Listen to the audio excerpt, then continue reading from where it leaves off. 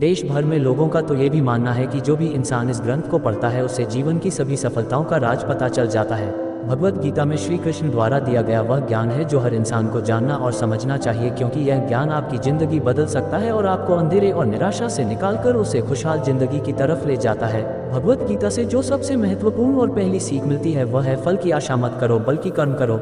दोस्तों, भगवत गीता में भगवान श्री कृष्ण अर्जुन को समझाते हैं कि हे अर्जुन, इस संसार के सभी मनुष्य को, सभी प्राणियों को हमेशा कर्म करते रहना चाहिए और फल की आशा कभी नहीं करनी चाहिए, क्योंकि फल की प्राप्ति उसके हाथ में नहीं होती लेकिन कर्म उसके हाथ में होता है। और जो व्यक्ति समर्पण भाव से अपना कर्म करता है उसे पर देने के लिए तो मैं तो बैठा हुआ हूँ, इसलिए हमेशा कर्म करते जाओ, फल की उम्मीद ना करें, क्योंकि कल की उम्मीद करने से आप अपने कर्म से ध्यान नहीं दे पाएंगे। दोस्तों, श्री कृष्ण कहते हैं कि कर्म करने वाला व्यक्ति आज नहीं तो कल जरूर सफल होता है, लेकिन अकर्मण्य व्यक्ति जीवन में कभी भी सफल नहीं हो पाता। इसलिए अगर आप सफल होना चाहते हैं तो आपको अपने कर्म पर पूरा ध्यान देने की जरूरत है और हमेशा से ही अच्छे कर्म करने चाहिए जिससे आपको अच्छे फल की प्राप्ति हो।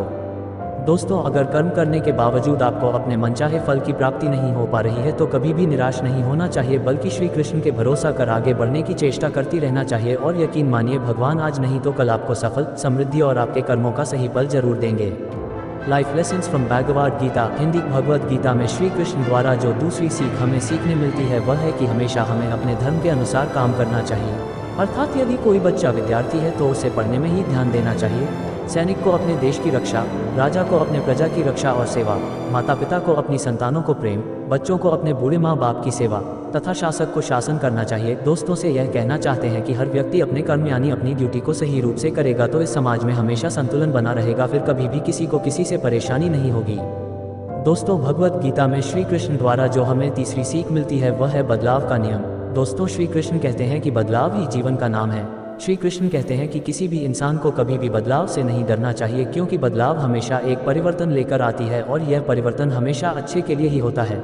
दोस्तों, अगर जीवन में बदलाव ना हो तो हम वहीं रह जाएंगे जहां हम आज हैं और हम कभी भी आगे बढ़ नहीं पाएंगे। दोस्तों, कभी कभी बदलाव या परिवर्तन हमें कष्ट भी देता है, पर यह कष्ट हमेशा के लिए नहीं रहते और आगे चलकर हमेशा सुख देते हैं।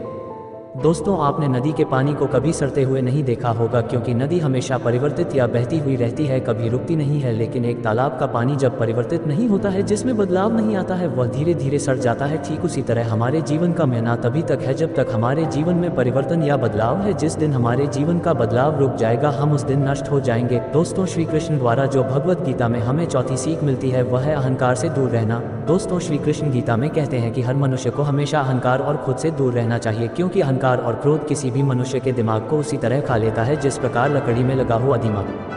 दोस्तों, अहंकार और क्रोध से वशीभूत व्यक्ति समाज में जहां भी जाता है वहां उसे दूसरों से परेशानी होती है, क्योंकि वह हर व्यक्ति में अपने प्रतिद्वंदी की भावना को देखता है, जिससे उसकी बुद्धि और विवेक की भावना खत्म होती चली जाती है।